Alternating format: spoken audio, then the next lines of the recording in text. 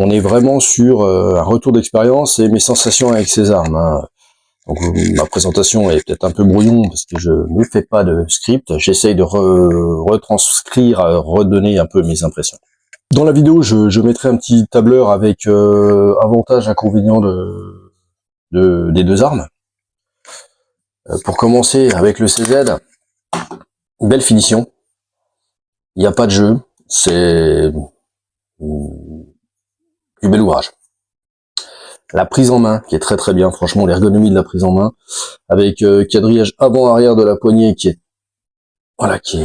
très agressif. J'aime vraiment bien ça. La détente, que ce soit en simple ou double action, bah c'est propre. Ça part tout de suite, c'est fluide.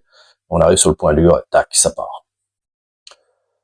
Voilà, ça c'est on va dire les principaux avantages. Passons un peu aux inconvénients. Moi, ce qui me dérange vraiment sur cette arme, au niveau de la culasse, au niveau des strips préhension de la culasse, qui sont du fait que ça soit un rail interne. Alors oui, c'est un avantage parce que on est plus proche du canon, donc ça aide pour le relèvement. Mais par contre, pour raquer, elles sont pas assez agressives et puis on a 2 fois moins de surface que si on prend le canic ou beaucoup d'autres armes. Et ça me dérange moi beaucoup. C'est pour moi le principal inconvénient de cette arme. En dehors d'un autre qui est le prix et la mallette minimaliste. Comme on l'a vu au départ, pour une arme à 600 €, je veux bien. Pour une arme qu'on paye 1859, ouais, c'est un peu mesquin de leur part. Autre point, elle n'est pas optique ready, contrairement au canic. Si vous la voulez en optique ready, elle existe, mais là on est à 2100 €. Donc on rajoute encore 250 de plus et je suis même pas sûr qu'il y ait les plaques avec. Mais moi je trouve que c'est un peu abusé au niveau tarif. Voilà. C'est ce que je reproche vraiment à cette arme. Passons au canic.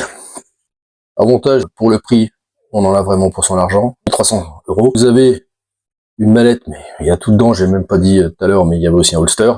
Il y a un petit crédit, il y a toutes les plaques, il y a 5 plaques. Pour le prix, je vois pas qui fait mieux. Au niveau point négatif, j'en vois pas beaucoup. J'en vois peut-être un, c'est au niveau de la poignée de la prise en main. Je trouve que le quadrillage avant, il est pas assez agressif. C'est à peu près tout. Oui, puis j'ai pas dit, oui, en avantage, c'est que la détente, les sorties de boîte, pas beaucoup d'armes qui font mieux. En tout cas, pas à ce tarif-là. J'ai essayé le Walther PDP Steel Frame. Ouais, la détente est encore mieux. Mais vous rajoutez 1000 €, quoi. Donc, non, franchement, rien à redire sur ce canic. Ouais, ça bouge un peu, c'est un peu, voilà, moins bien assemblé, on va dire. Enfin, un peu plus de jeu. Non, très bonne arme. De toute manière, moi, je recommanderais les deux. De toute façon, elles sont bien, les deux. Y a rien à dire. C'est juste que quand on a un budget serré, moi, je dis un canic, quoi. Prenez ça.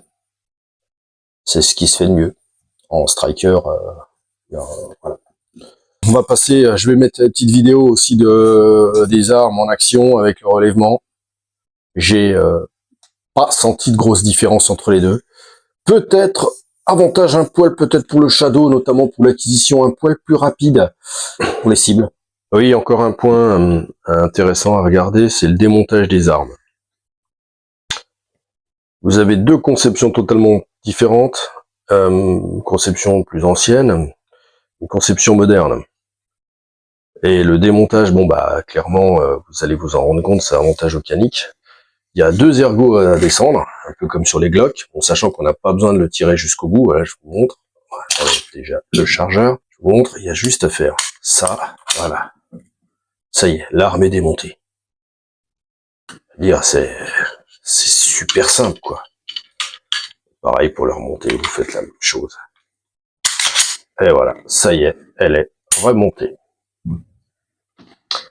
Alors, pour le shadow, c'est un peu plus long. Vous avez ici 2 marques qu'il faut aligner. Une fois que vous les avez alignées, il faut prendre un outil ou bien le chargeur et taper sur Bien entendu, je ne vais pas y arriver. Je vais les remettre déjà.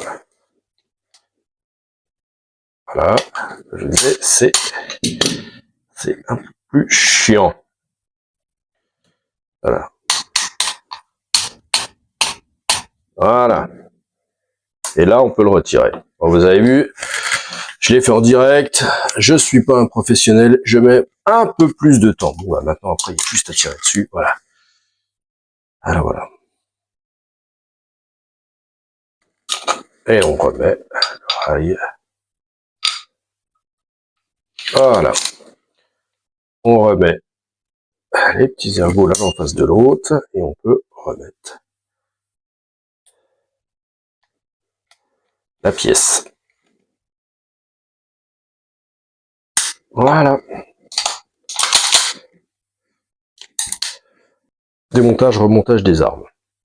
Merci de m'avoir écouté.